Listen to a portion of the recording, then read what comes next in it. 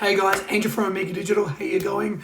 And in this video, I've been asked to put together a video with more information about when I put up that post recently, identifying myself as a brand-focused user experience, SEO, and not falling under the traditional banners of white hat and black hat. If you don't know what a white hat SEO is and black hat SEOs, the best way to think of it as is a black hat SEO will always work towards gaming the search engine results with strategies that go against Google's quality guidelines, and a white hat SEO, which is often what I've found myself as, is SEO strategies that are acceptable by Google Webmaster Guidelines and Bing, and we're not trying to game the algorithm.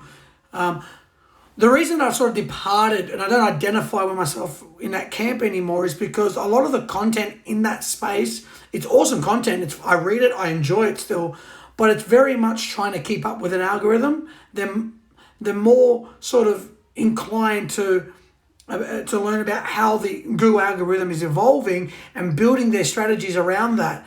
And it's not necessarily something that I would go against or I would fight. Like black hat SEOs, when I did a talk a few years back, I said, in the black hat SEO community, you're ruining my industry. You're giving us a bad name. You're making us look terrible. Stop it. All right. If you want to do black hat SEO on your own websites, fine. Whatever. But when you start working on clients' websites and you're doing dodgy stuff like private blog networks, not only are you hurting that client, you're hurting that business, you're hurting the staff. It's in no one's interest. So I've actually talked about that quite often. So the reason that I've departed from the white hat SEO community is I now see myself as not being obsessed with the Google algorithms, just headline reading, keeping up to date, understanding what SEO is going to look like, the long form content, voice search, creating content like, if you're in tourism, what will be the top 3 destinations in a post-COVID world. Those are important to me. But the difference between a white hat and what I identify as is essentially geared towards consumer demand. I am a student of the consumer. That is what technologies they use, what apps they use, what devices they use, what are they searching in that industry, and then I will apply that into an SEO.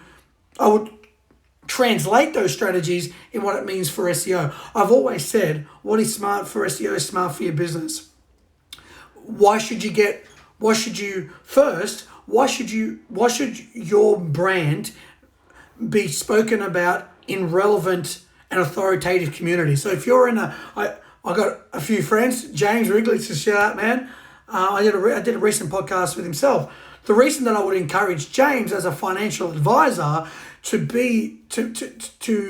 have himself referenced and his website referenced in financial related sites and authoritative sites is because that's who's going to be basically a recommendation or a citation that James is a well-respected part of that community.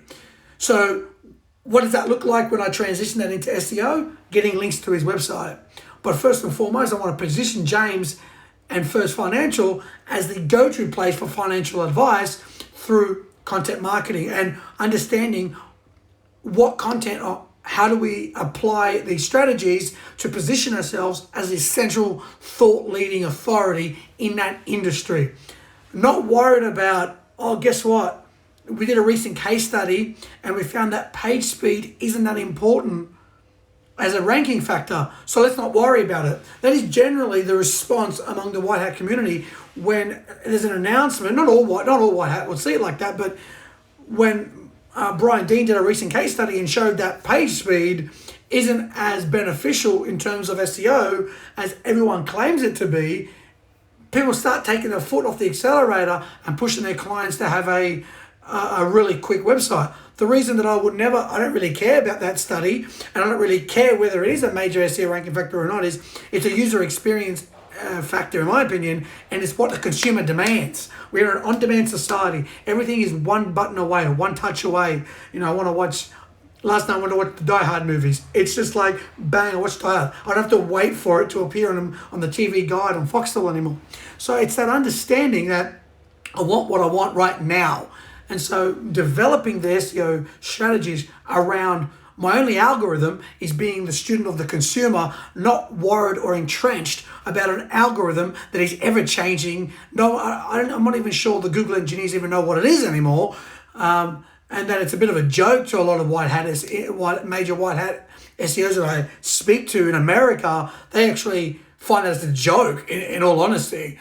But the reason that I believe in having a mobile first website and having a fast, responsive, building long form content, getting links naturally over time is because it makes sense for that business long term. It's in that business's best interest, not in an algorithm that's going to change anyway. And if we start consuming content differently, we're going to adapt to that strategy. For example, I think voice is going to be huge, not because Google said it's going to be voice is the next thing, but because essentially that's how we're going to look for and search for information in the future. You know, you're going to be in your room and you're going to be like, hey Google, what is the weather like in Brisbane? Or hey Google, I want to go to Hamilton Island, what's the cheapest flight to get there? And Google's just going to come back and give you that information. That's the future of search. I believe that is the future of search. So developing a strategy of keeping that in mind is smart, brand focused SEO, not trying to play catch up with an algorithm, even if it's within the white hat community. Guys, hopefully that helps you guys to understand a little bit more about that. If you've got any questions, please comment below. And if you want to discuss anything with me privately, please feel free to drop a private message as well. Thanks a lot, guys. Have a great day.